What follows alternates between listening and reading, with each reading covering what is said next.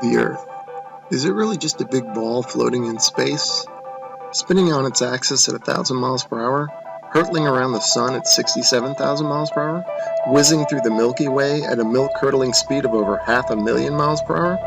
And warp driving through the heaven at over 500 million miles per hour? And what about the sun? Is it really 93 million miles away and close to 1 million miles in diameter, with a circumference of nearly 3 million miles? And it's constantly illuminating half of our entire Earth's surface with the rotation of the Earth, creating our 24-hour days, our night and days? Or, shh, the Earth is flat.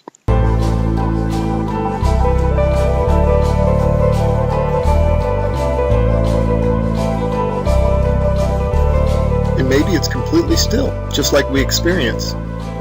And maybe the sun isn't big, but is very small and very close, and not illuminating the Earth from 93 million miles, but is illuminating locally.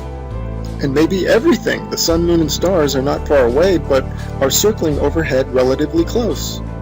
In this video, we're going to explore the latter option, and at the end, we're going to reveal startling evidence through the use of time-lapse photography that the sun cannot possibly be 93 million miles away, but is in fact very close, and is illuminating locally as it traverses our flat Earth. Oh man, and watch how this sun comes at you. Boom! I mean, come on. And that's all perspective. If you look at jet trails, Google Images, you'll see them. They start out low at the horizon, they come up overhead. Look at that thing. They come up overhead and then they go down to the horizon. Perfectly explains what the sun would do. Here it is going overhead. I love time lapse. And look at this. You can't go out and look at the sun. You can't see this stuff, except that it's on, time lapse like this. It's incredible. Now watch this thing. It's sweeping. The sun over flat Earth is doing a big circle, right? Look at this thing. See it sweeping to the right. It's like a lefty bowler. Just toss that down the alley, and there it goes, hooking into the pocket.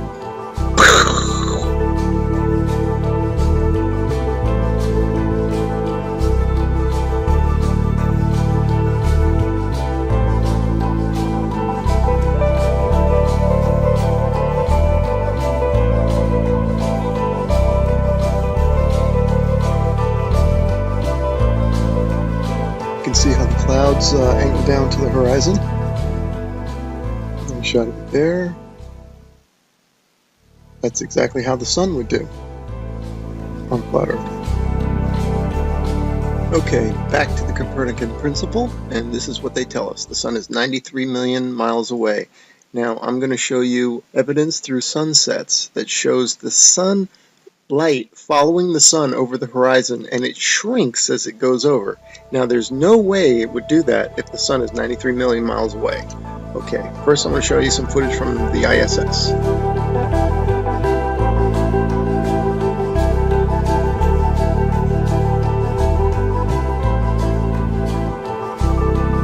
Okay, now watch this animation. Watch this sunset. Now this is exactly, if they came to me and said do an animation, this is how I would do it. If the sun were 93 million miles away. Just like that. Have the whole horizon fade evenly. But that's not what we see.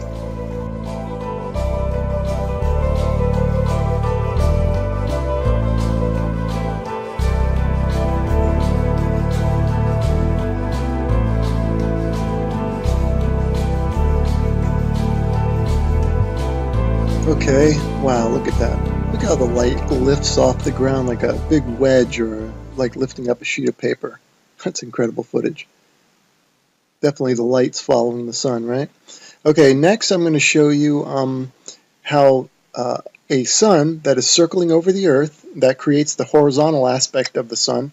If you combine that with perspective, which creates the up and down of the sun, the rising and the setting, you get the 23.5 degree tilt that they talk about. It's nothing but perspective and the circling sun.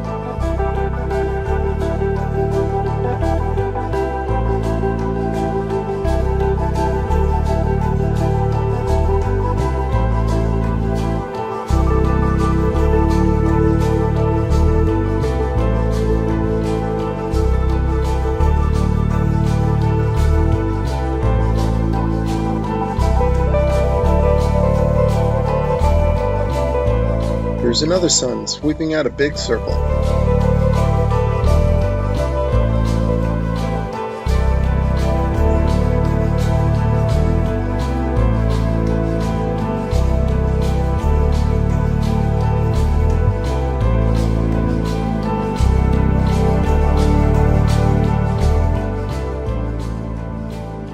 Okay, here's a phenomenon that you might be wondering, how in the heck do you explain this on a flat Earth? Well, this footage is taken from Alaska during the summer, and the sun does look like it's going up and down. The reason it's doing that is that this town in Alaska is not in the center of the sun's circular circuit. In other words, the sun is making a big circle, and the town is not in the center of that circle. So the sun will be closer and further from the viewer with the camera. That will cause it to go higher and lower, and also maybe even bigger and smaller.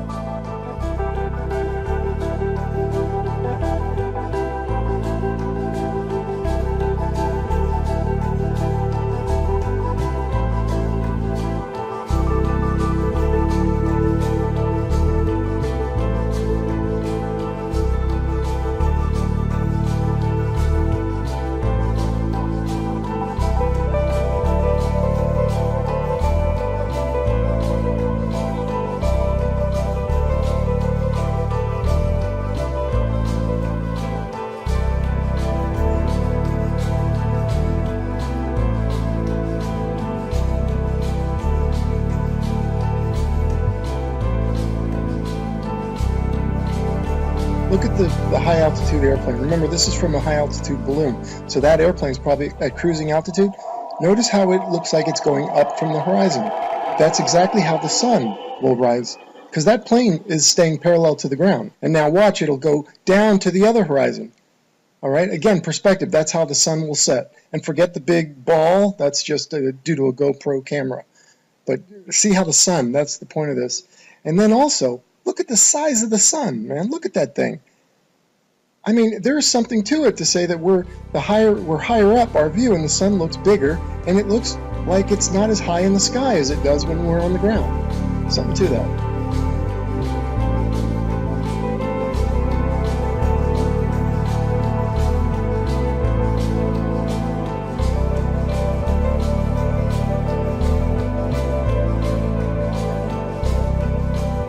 Let's explore this notion a bit further, that the sun looks bigger when filmed from higher up. The next 3 slides, I'm going to do a comparison, a side by side. The one on the left, the camera is above the clouds. The camera on the right is ground level.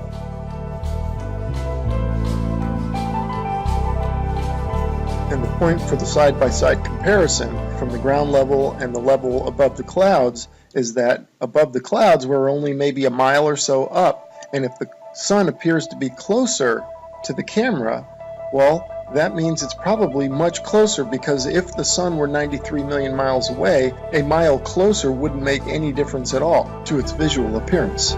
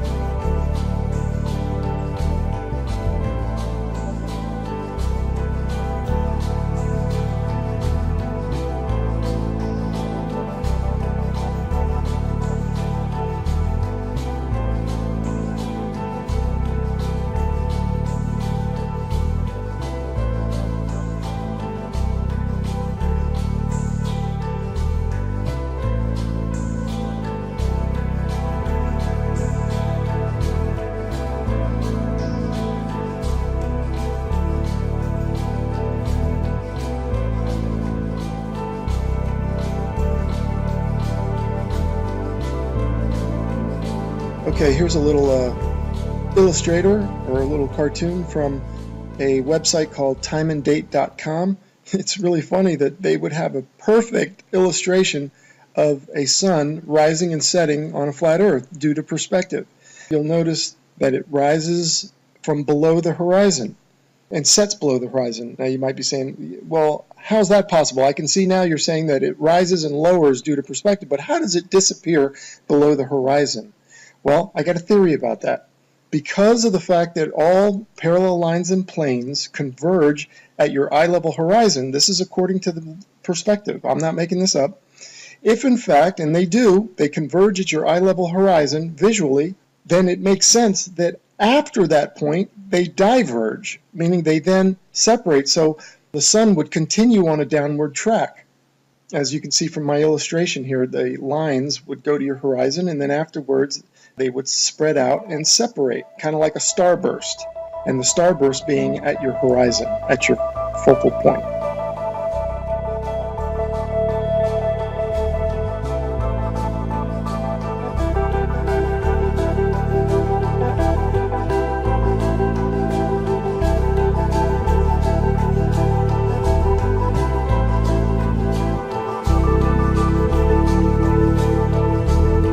Anyway, without further ado, we're going to start talking about, and I'm going to start showing you the time lapse of the sunsets that I'm talking about that clearly show the sun is close and illuminating locally.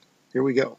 All right, and here are a couple of time-lapse sunsets, and just like the sunrises at the beginning of this video where you could see the sun coming at you, not maintaining any 93 million mile distance, here you can also see the sun moving away, and it's clearly not due to the rotation of the Earth and a sun that's maintaining 93 million miles away, but the sun is moving over the Earth and moving away from you.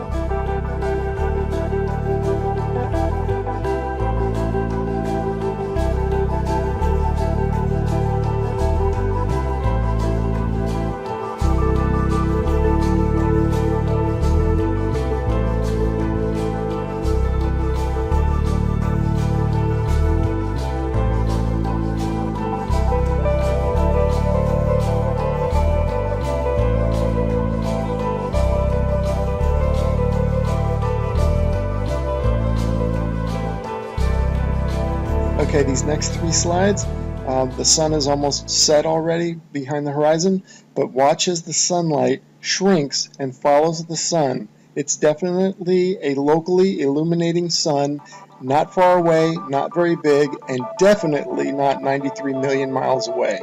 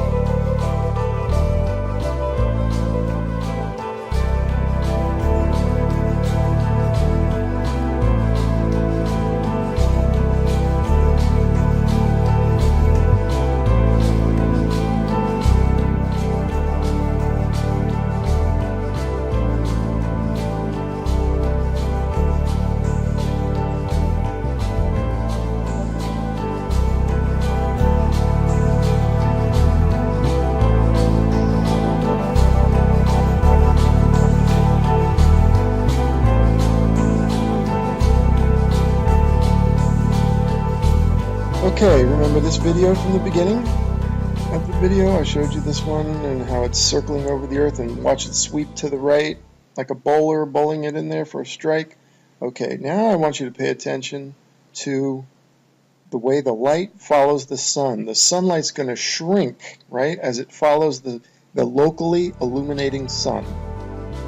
Now watch this. See it shrinking, following the sun? You do not get that if the sun is 93 million miles away. The entire horizon should fade evenly, just like this supposed shot taken from space of the Earth. You can clearly see the way they depict it. They depict the demarcation between day and night, or light and dark, as a long straight line. And you can see the long straight line moving as one solid piece. That means that the sunset should all fade, the entire horizon should fade evenly. But that's not what we observe, as we will see and as we've seen in the footage so far. The sunlight shrinks and follows the sun over the horizon. So these time-lapse sunsets are definitely the nail in the coffin for heliocentrism. But this particular one here, shot from above the clouds from this observatory, is the final nail in the coffin. Look at how the sun just shrinks and the light shrinks to nothing. That cannot happen, as I showed you in the when the sun illuminates the entire Earth, which it does, from 93 million miles away, it has to. You don't get this isolated look at the sunlight trailing the sun. That's only possible with a small sun, close, not very high, illuminating locally. I mean, if this isn't proof to you, then you gotta take the blinders off.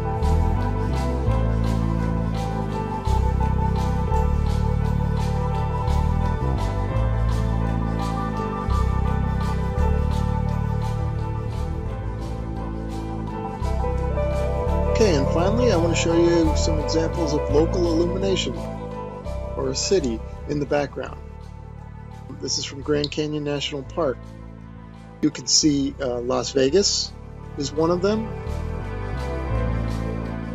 You can see the stars going down, so you know that's not the sun. That's the glow of Las Vegas, it says. You can see that's local illumination. I'm just making an example showing you here's Tuba City and a little bit of Flagstaff. Now, in this one here, you see two lights. Obviously, we don't have two suns, but these are two cities lit up, and it's just to show it looks just like the sun going over the horizon. That's the point of me showing that. That's local illumination at work. The sun is not 93 million miles away, because if it was, the entire horizon would fade evenly, and the entire horizon would fade at the same time. Not what we see here, which is the small sun cruising over the Earth and the light is following it. Case closed.